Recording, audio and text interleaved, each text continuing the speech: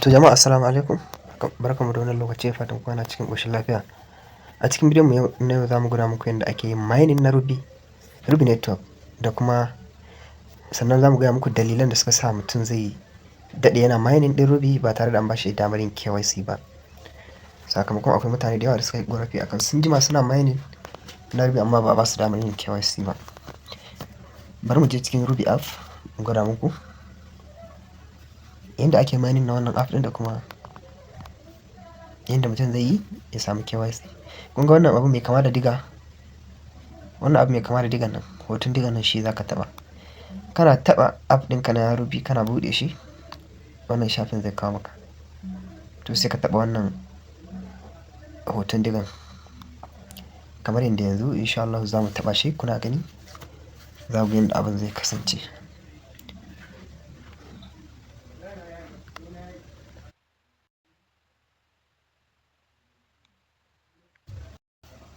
Yau kana taɓa shi kamar haka, zai kawo ma fiska kamar haka.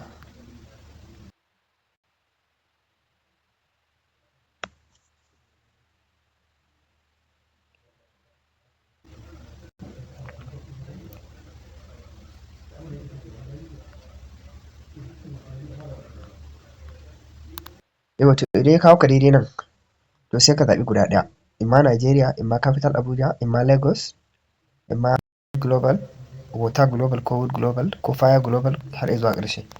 To abin da ake so idan ka zaɓi ɗaya, to ya zama na kawai shi zaka dinga yi, kar ka canja. Kar yau ka zo ka zaɓi Nigeria, gobe ka zo ka sa capital Abuja, jibi ka zo ka sa Lagos.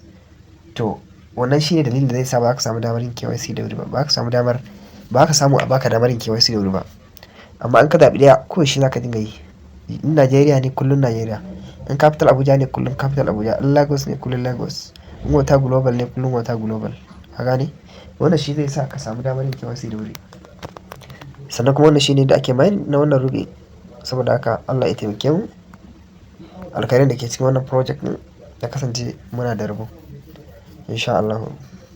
To kana zaɓen Nigeria ka taɓa ko capital Abuja zai kawo kaka, zai ɗanyi loading sai ya wuce. Yau to sai ka taɓa wannan agree ɗin shikenan. To shikenan ka yi mining na wannan rana, sai kuma wata rana ta zagayo.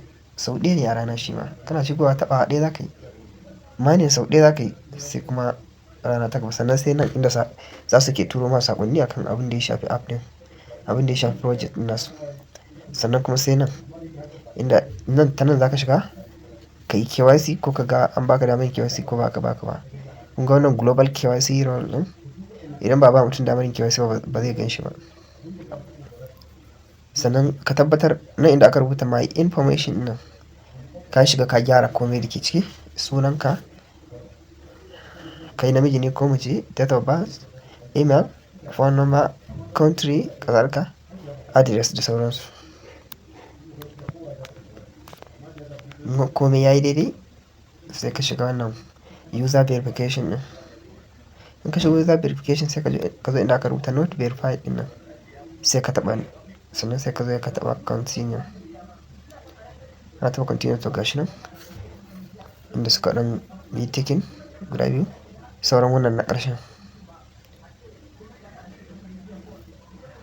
To kana saita komai, in ka zo za ka shi wannan na ƙarshen an yi ticking nashi, sai ka taɓa continue, sai ka yi KYC naka. Saboda haka 'yan uwa, ya kamata mu yi ƙoƙari kar mu yi wasa.